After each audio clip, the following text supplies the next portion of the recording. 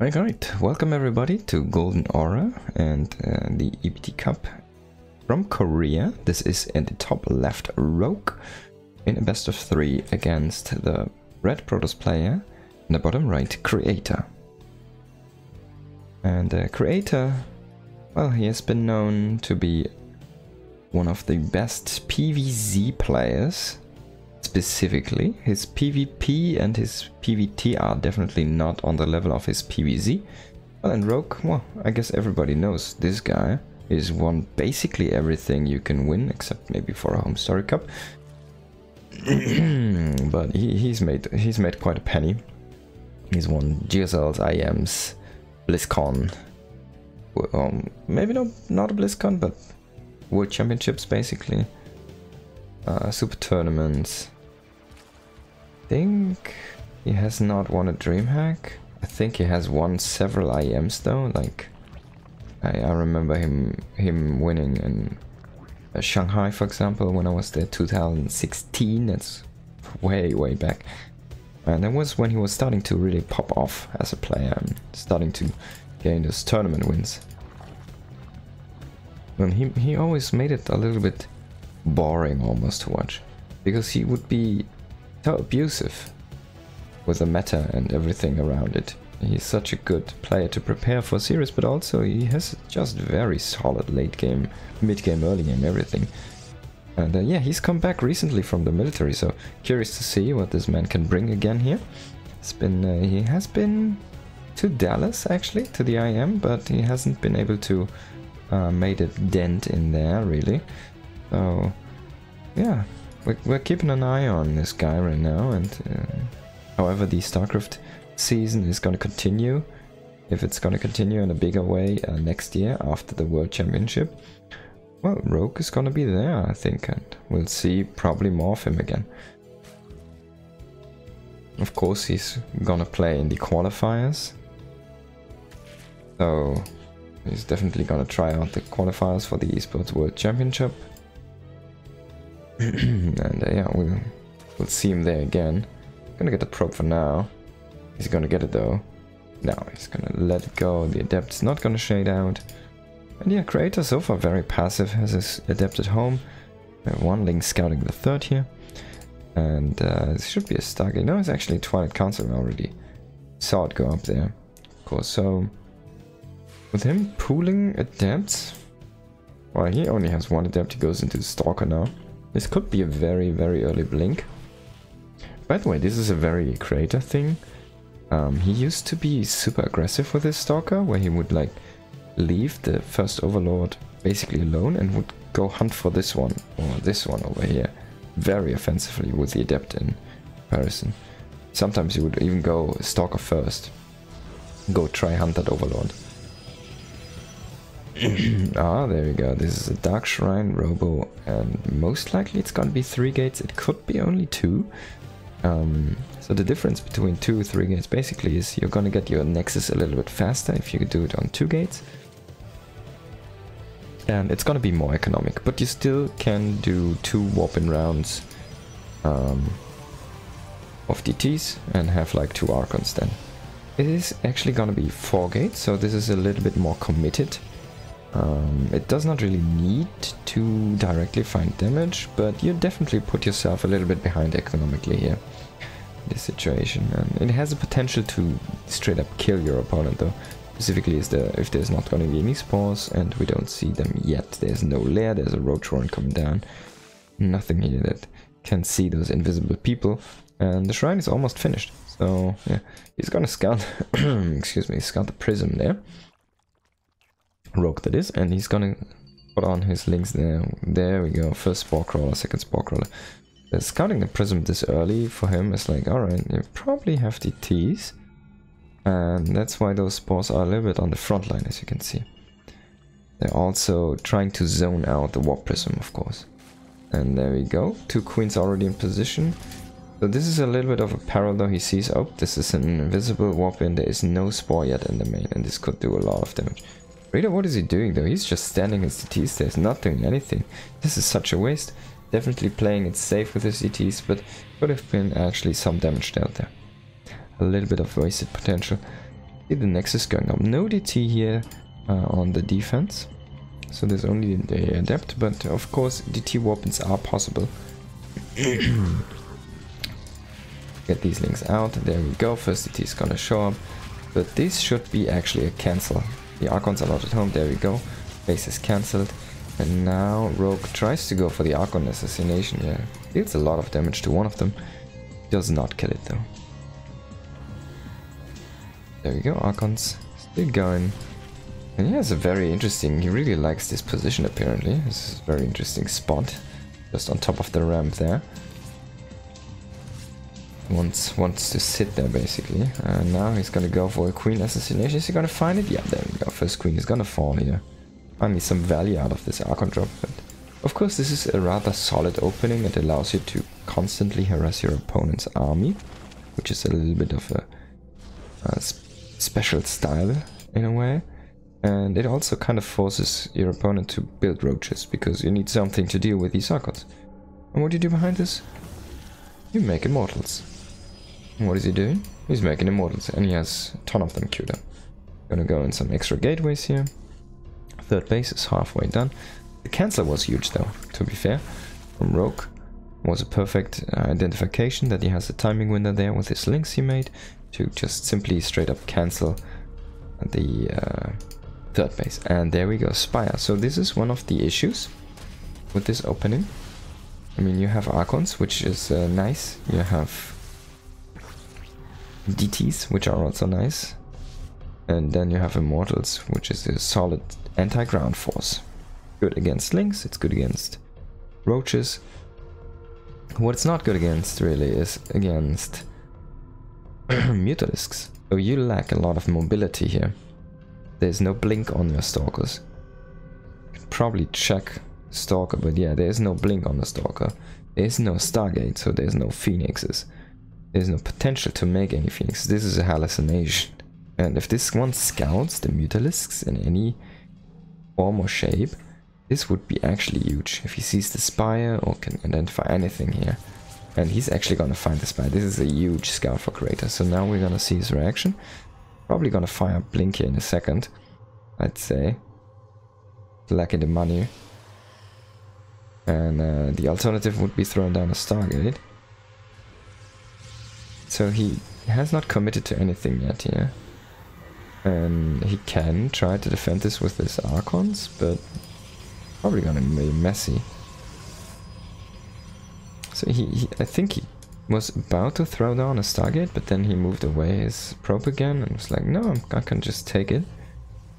He knows I've scouted the Spire, so he's not gonna commit, is what a man is saying here, and he sees more and more roaches rallying, so this is a good read. There is only 6 Mutalisks, and you can perfectly deal with Archons and sentries basically against Mutalisks. Yes, double Archon groups in kind of every base except for this right now. One Archon did move down here, but one is already there trying to fend off. And there's Mutalisks, and we're gonna get a forge to get some upgrades going and some cannons maybe set up here. Because 6 Mutalisks, you can kind of, a shield battery and a cannon, they can defend this. We go Creator pushing out though, and this is a ton of ground pounding force. And the Rogue completely sees this, so he knows. Only 3 Ravagers looks a little bit meager to me. He's trying to deal some damage with his Mutalisks, they're doing fine. But it does not feel that he has the tools to deal with this Protoss army. There is no Lurkers, there's only Roaches, and even so few Ravagers. It feels like this push might just be deadly here. He even committed to +1 attack on the Mutalisks. He's not making more Mutas though. We're only setting at 6 Mutalisks. He could go for a Warp Prism Snipe, which could be insanely huge. And he's dealing a ton of damage actually. Creator is completely not dealing with these Mutalisks. He's totally ignoring those. And now we're trying to go for some Bane power here. Okay, so this is the idea here from Rogue. He's just gonna smash this army once and then try to reduce the proc count so much that he has a big advantage. Not finding the damage really that much that he's looking for. Those mutas have some good kills. 6, 5, 3. a ton of kills on those, but it's about to end with 6 mutas. And Creator is he's just posturing here. He has a beautiful setup. He's not clumped at all. He has like everything split in kind of small fractions. He has the War Prism to micro, and he's harassing the army, which is kind of a cool move. And there's no Bane speed yet. We're still lacking upgrades here for our Zerg player. +1 damage is about to finish here for melee, so you kind of want to wait for that at least as well. And of course for the speed. And there are some sentries, so you need to be careful. There's going to be force fields. Speed did finish, +1 is finished, and now we're going to go for the engage here. Rogue trying to come from every corner, but he cannot really commit up that ramp against 3 Archons just holding the position. This is such a beautiful setup by Creator. He's completely impeccable here.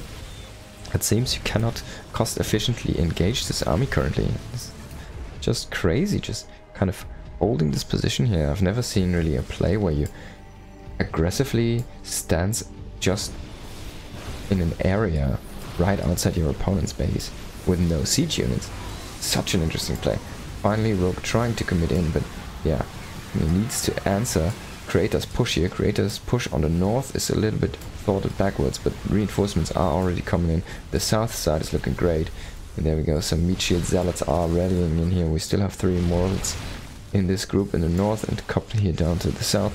And once he gets a hold to this army, he should probably crush this. Creator's beautiful rotation. Finally we see the Mutalisk coming back and actually picking off one of the immortals. It's a huge move there. The rest is gonna get picked up though. And Creator is, well, kind of getting pushed back, so Rogue did something which I said he should do, and he transitioned into a lot of Ravagers, and Ravagers are doing decently against this, and finally pushing back the complete army here. Well done by Rogue, actually. Wow, that took me a little bit by surprise that he completely smashed the army. It looks so good for Creator, but he never really got any splash damage, so a little bit of a shame there.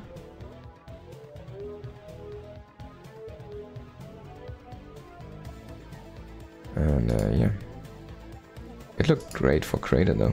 I thought he had it. Oh.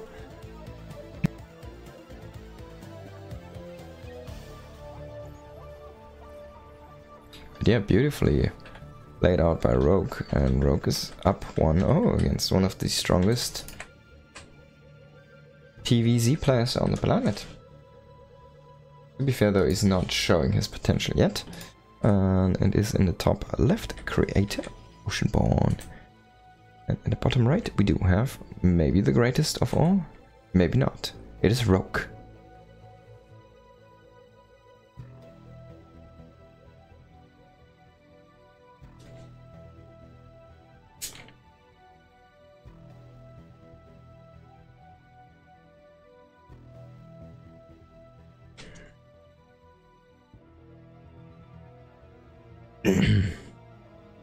Again, going here for the hatchery block, and Rogue is just gonna dodge this, gonna move to the side, take his third.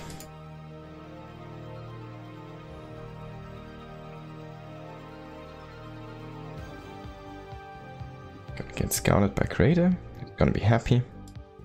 I kinda wanna see something like 2 hatch before pool or something crazy again here. Doesn't really make sense because you're so vulnerable to adepts and you basically just die to the first couple. Do you actually? Even if you lose like 5 drones, maybe you get ahead so much already, you know? Somebody needs to do the math.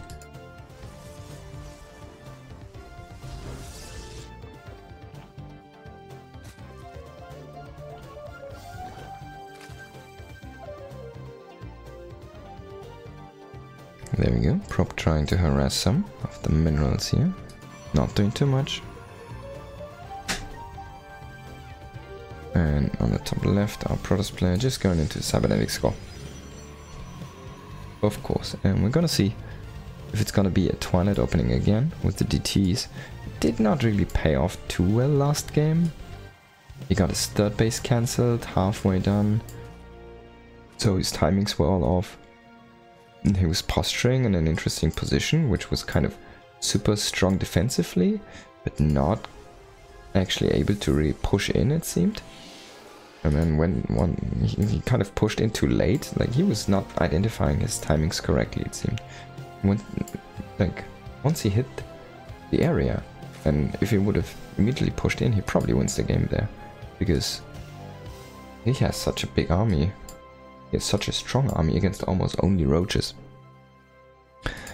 And on the other side, Rogue was just biding his time. He was just like waiting for everything, seeing if everything's gonna be ready here, waiting for his upgrades. And he got so many banelings. He got like, I don't know, 30 banelings or something extra. He got like 10 Ravagers extra. And what did Creator gain in that time? I don't think he gained that much of value. Like some Zealots, maybe 2 more Archons or something.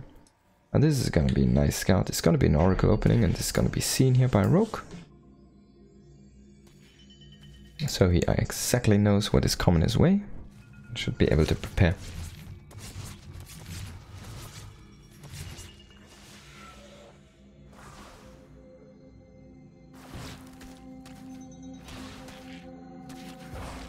That was kind of funny looking. A shot coming from the other side of the map there. Connecting. And Rogue is making a ton of links actually. This is way more than you should do. And there's no third base to cancel yet. He's a little bit ahead on those links, it seems. He made like 12 to 14 links here. I hope this is drones though. There's gonna be a Spore. There's already Queen's in position. There's nothing to deal with these Adepts. One Adept is at home. And now we need to pull back half the force here. Fight the Adepts. First drone is gonna fall. Second drone is gonna go down as well. Third drone make it 3. And finally Adepts are gonna get pushed back. The Oracle took a lot of damage though. And the Shades, they're gonna complete. So we get some more extra drones in the main base here. That's a lot of damage. This is, what, 7 drones? While he made so many links? Definitely Rogue getting caught here out of position. 7 drones. Ton of damage. He's behind so many workers. And now he's out of position again to cancel this base. There's 2 Adepts, there's 2 Oracles. There's not enough links. The kind of gamble that... oh, this is a nice catch though, getting the Stalker. Could have attempted a run in there, but he's gonna settle for the Stalker and the 2 Adepts to try to save the Stalker. Maybe now he has an opportunity as there's no Oracle. There we go, as I say, that the Oracle popping out. So he's not gonna cancel the base. This is not ready. 2 Oracles swooping in here, getting some more drone kills. This is so nice damage. This is such a... This game is... Like if you ask any programmer, this game is already over. Basically, what happened here is... Rogue's economy got basically kind of reset 30%, 20%-ish 2 times within the first 5 minutes of the game, while the Protoss economy was completely untouched. He lost a couple of Adepts, he lost a Stalker, yeah, okay, but they didn't go free. They traded for some links at least, and the rest is just energy. Trying to go for some probes here, but not gonna find anything, right? And again, we've got the Oracles coming in, another 6 kills here. This is so much damage by these Oracles. And we can see, constantly Creator is ahead in workers here. Finally, the first counter harassment is gonna go down here. Some of these links do find some damage. But yeah, basically every timing window here for Rogue is gonna be so much worse than it would have been if you imagine you have those, what is it, 14... It is 22 drones, and he's lost. Imagine if he had those right now. He would be sitting at, what, 70 some drones. Now he's sitting at 40. Oh, sorry, 54.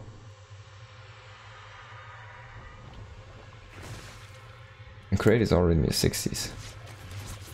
This was so much damage. Creator is so far ahead. It's if he, whatever he has sharp timing window-wise prepared as a follow-up, there should be no way for Rogue really to defend this. Trying to go for a little bit of an early 4th here. I said that though he kind of needs to push out. His growth on 3 bases halted at this point. Creepsford is not looking too hot as the Queens have been defending so much and trying to push around these Oracles. And there we go, Hydralisk then is gonna be the choice here for Rogue. So probably gonna try to go into quick lurkers and play a defensive game. Turtle game, which you can do, and probably is the best shot. But if he tries to go like Hydra Ling or Hydra Ling Bane, I don't think it's gonna be the way. I could even see a Roach Hydra composition work, but then you kind of need to be a little bit stronger in the early game. I don't think the Hydralisk was seen there, so no scout yet for creator. And there we go, lurker then. So this is gonna be lair lurkers without the upgrades first.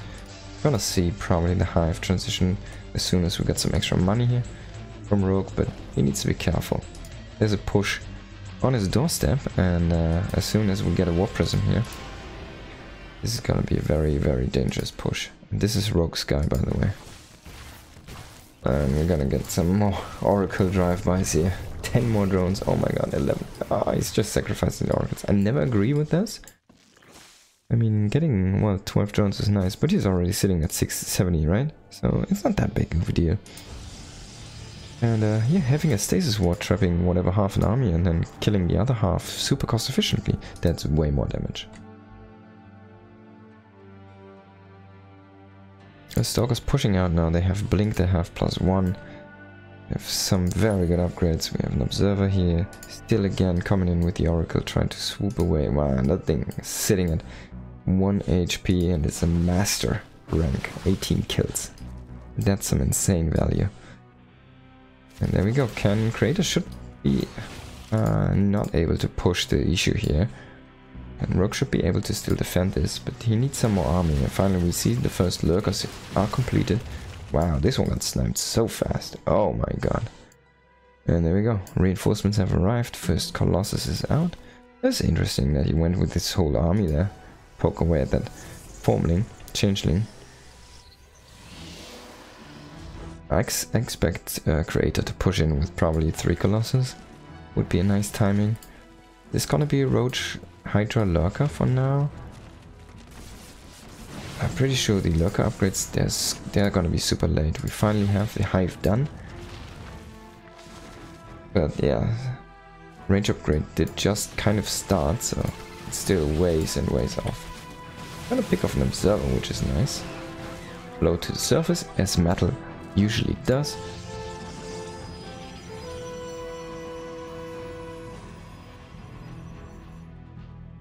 Of course, Rogue has come back from the military, so he's still a little bit rusty, I want to say. Yeah, we're gonna see him more and more, I'm pretty sure. He's gonna at least play super full-time active until the qualifier for the World Cup. And then we're gonna see how StarCraft is gonna develop after the World Championship this year. Probably I expect something to be announced there, but we'll see. But this could be a good goop. Okay, he's gonna goop the Forge here. He's not gonna go for the Storm, so he knows Storm's on the way. He knows there is a Colossi for his opponent. And Creator is just sitting here, nice and tight, going for his 5th base. Just completed that one. Has his Warp Prism in the north, is just sitting there. And yeah, well, the next step would be try to go into extra Stargates. Get your Fleet Beacon. The Fleet Beacon is already done, by the way. We're only missing the extra Stargates, and then transition into some carrier. This is a Zealot drop, so it's not a Storm drop, unfortunately. We do have the Stalkers trying to poke in at the same time. Warp Prism gets shut down here, though. And Creator going for 6th base. Yeah, Rogue's sitting on 4 bases, by the way, guys. He has a Nidus. Okay, so what's your plan, Rogue? Is this Hail Mary everything into Nidus and try to kill your opponent with that? Creator is looking so mighty fine here. Hard to imagine that he kind of could lose this, but of course it is a possibility. There's a Nidus going up into the... Well, yeah, it's not gonna go up. But let's ignore this Nidus for now. And Rogue is abandoning the plan, it seems. Could use this, of course, as a staging point for reinforcements. I'm gonna try to push back a Stalker force here in the north right now, and it's gonna reinforce with the Nidus, it seems. He has links cancelling the 6th base, that's a good move. And this is gonna be a reinforcement points, as I was saying earlier, but there we go. First Storm is gonna come in, hit a ton of the lurkers. And Colossus plus Storm is gonna kill some of those Zerg units here on the side. These Lynx are doing some good work here in 5th base of Creator, but this is rather easily defended. Losses with the Immortals only pushing in, sniping off a lurker there. But yeah, you need to be careful here as Creator. This is a nice position for Dark Shrine if I've ever seen one. Not gonna go up. And Creator is just kind of, well, breaking the position while killing the reinforcements. He's kind of everywhere here. And this lurker force is cut off now. There's nothing really that shoots up except for like 4 Hydralisks. And honestly, you can maybe even kill it with a mothership. It has so much range. What's the range, man? 7 range. That's not bad. Hydras only have 6, so he potentially could outrange it. Gonna kill 2 more Hydras? Who's gonna win? Gonna see. Oh, okay, the Hydralisks actually do win. But yeah, on the other side of the map, everything's going sour. All the Overlord farm is gonna get killed. Everything below is gonna get killed. Things just gonna get stomped here. And Rogue trying to pull back with some of its units. But it feels like it's a little bit late. Lurker's kind of disjointed from the army here. Reinforcements just rallying into the fight. Drones trying to fight Colossi. That's when you know you're desperate. They're actually killing one. And maybe get a second one. This is such an aggressive move here. Does not seem to pay off. And those 3 lurkers here trying to save the day, but Rogue is just gonna GG out, even though he had kind of a good shot still in the game. I feel like he had a lot of money still in the bank, mostly minerals, but yeah. Kind of an interesting second death to leave. GG, yeah.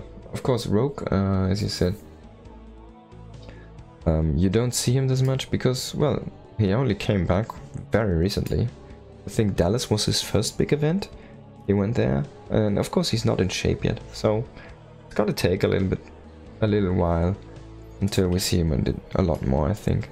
And he's been playing mostly the Korean Cup only. I think I might have seen him in NA once. I'm not sure actually. I don't think I've seen him on the NA Cup.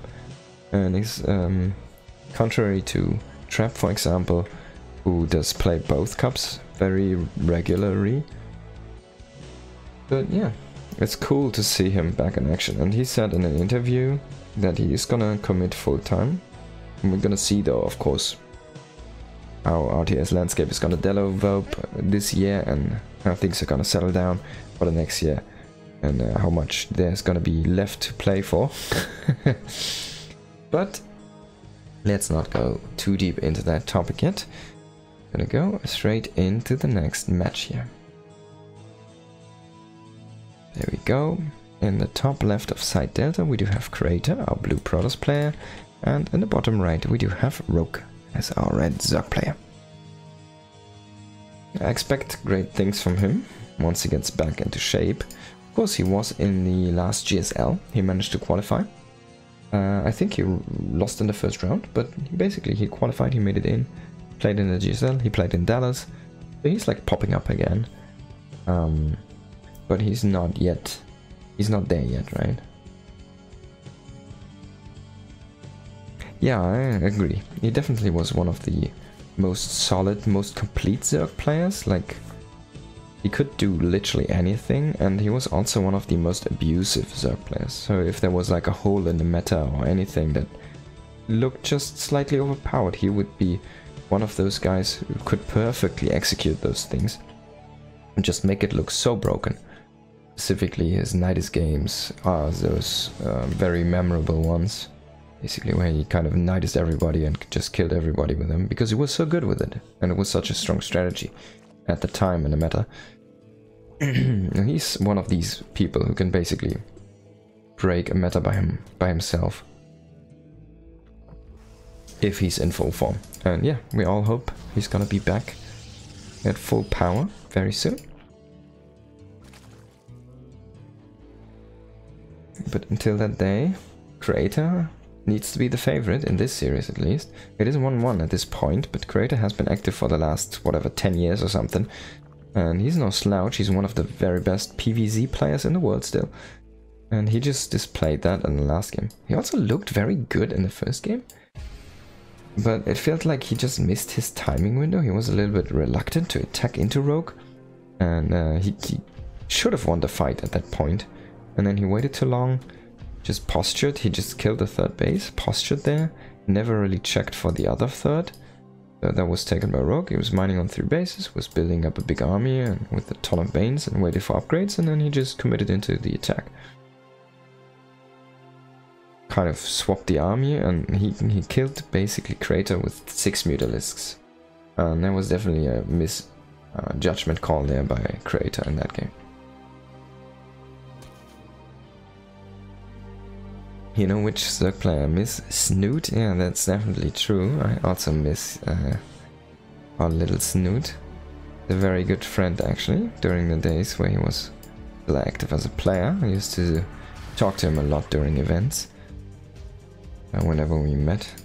Oh yeah, he was a very strong, solid player as well. He was one of those people I remember who really enjoyed practicing a specific style and trying to perfect it. And that's something that can make you very strong. It will make you a little bit, to other people, or on paper, one-dimensional of course, because on the surface it seems you're not preparing too many strategies or doing diverse plays. But on the other hand, you're gonna be very, very good at what you do. And yeah, that is also a very strong thing to have at your arsenal. Specifically as a Zerg player who is a reactive, or what is a reactive race. You can play it as a reactive race. Kind of can play a reactive style and perfectionate it.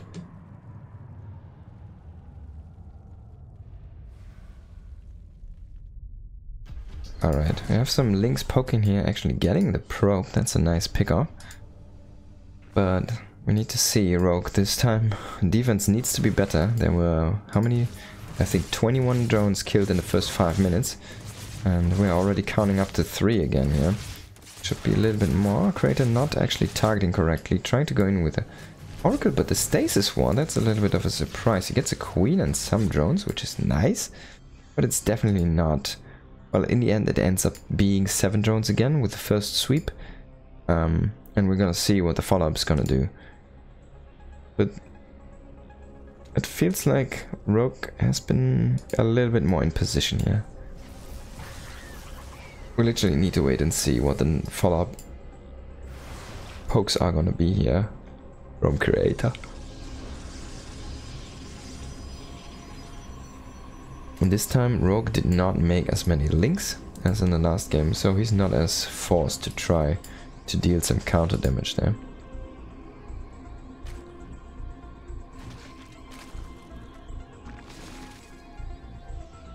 Extra queens popping here, defenses are looking good, and we have a few extra links to try to deal with these adepts. There's 3 adepts and 2 oracles trying to come in.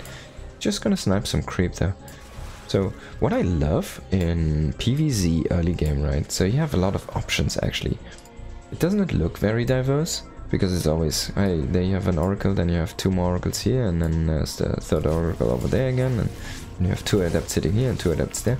But it's a lot about movement and what you choose to target with your units. Oh, he loses an oracle. That's a very good defensive for Rogue for now.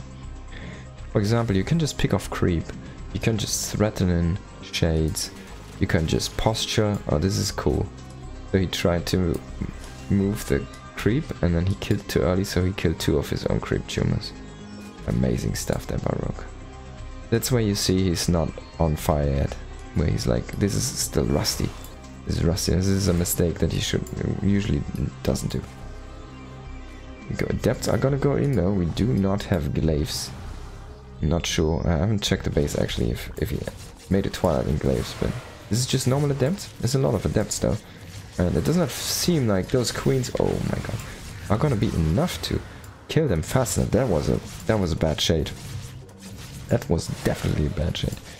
And so far the defense is looking actually good, because Creator was really messing up with the shade. He tried to move in, but the evolution chamber block was there, so the shades didn't go into the main. We do have a war prism now behind this. So far things are looking good, and there is no glaives with this, so it's just a bunch of vanilla adepts.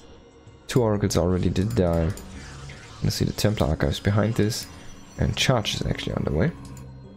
So the other day we had Nightmare do a charge all in with adept glaives and forgot his charge, and he only made like 1 adept.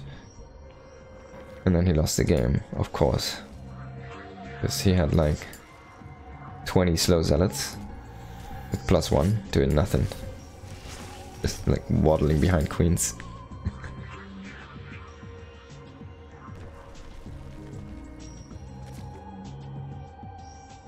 Go. This is gonna be a couple charge slots here. No charge yet though. It's only slow zealots. They're just sitting there actually, not gonna go in here. The links are gonna come for the surround. Gotta clean this up. Oracle is just sitting in the middle of the map. So yeah, I don't know, man. You have a lot of energy. Do some tags, do some traps. Set up some defensive positions. Traps are always good. You can always set up like a trap inside your mineral line or something at your 3rd base, at your 4th base. And some ramps. Oh, we do have 1 Phoenix. That's an interesting one. This is so interesting. Did he scout a spy or something? Let's check. He did see the infestation pit, but he did not see the lurker den, hydrodist den. We do have some action going on here. Trying to kill an Archon actually, almost leaving the poor dude behind there at half HP. He sees the Hydra's morph now. This is gonna be Hydra Roach with Lurker. Again here from Rogue, something he really enjoys, a style he's been playing basically since before it was cool. Already before he went to the military. These Templars are just gonna stay in Templar mode. There we go, finally, Stasis Swordsman. Best spell in the game. And maybe we even see it in action here with these links in a second.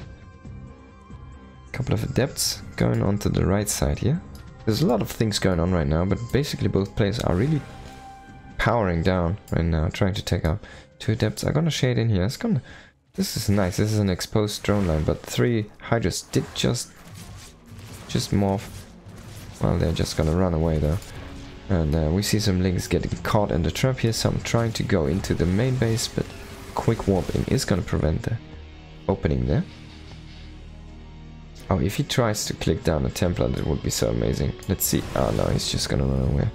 And we still do some, see some drone damage actually.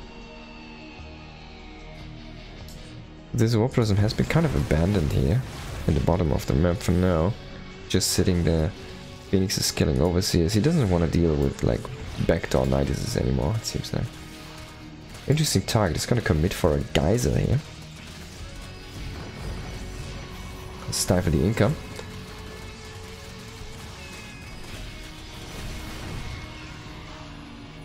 And while this is going on, going for another base here. Adepts are killing a couple drones inside the 4th base. It's shading into the natural. This is like a standard shading point here for Creator in this game. He's been doing a ton of damage here. Also, the Zealots did finally get dropped into the main base, dealing tons and tons of damage. Man, 20 drones falling here. That's a lot of drones going down.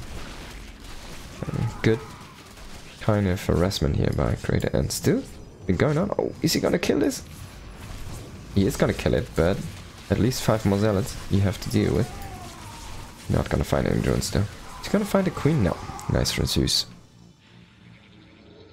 Yeah, let's see, Creator, what your army plan is gonna be. So far we do have Archon, Immortal and Storm as a composition with charge lots. And this is, of course, it's kind of not the best against air.